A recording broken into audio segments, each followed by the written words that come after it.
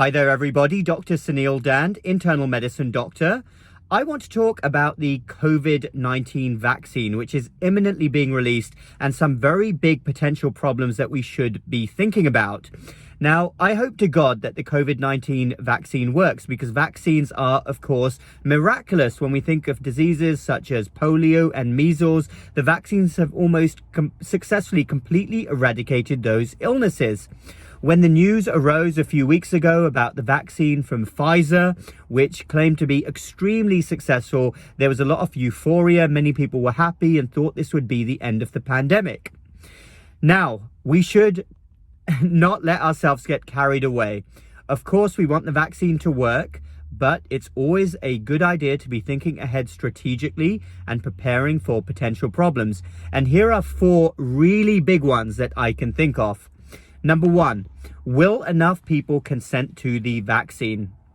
Over the last few weeks, I've had multiple discussions with colleagues, very educated people, healthcare professionals, and I can't tell you the amount of people who say that there's no way that they are going to be taking a newly released, expedited, corporate-driven mRNA vaccine, which has been produced in record time. Remember, it usually takes years to produce a vaccine.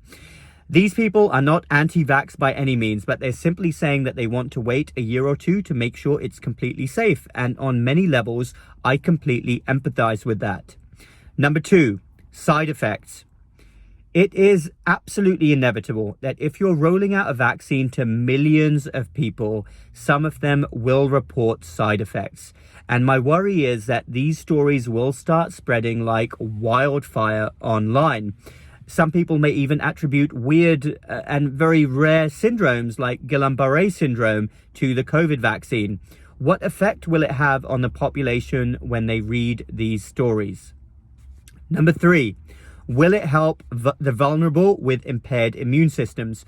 Remember, for any vaccine to work, you have to have a functioning immune system. That is a must.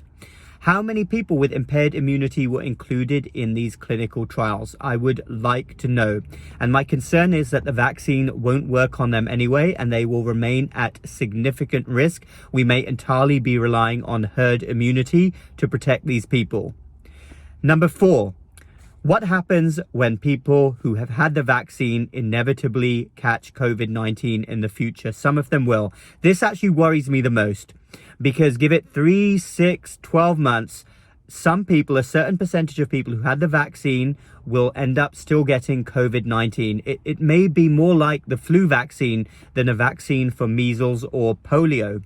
I can picture the viral headline now: my relative died of COVID-19 despite getting the vaccine. Again, we have to prepare ourselves for these stories, and what effect will they have on the population? So those are 4 big problems that I anticipate happening. Can you think of any others? Please contact me if you can, because we need to be discussing this now.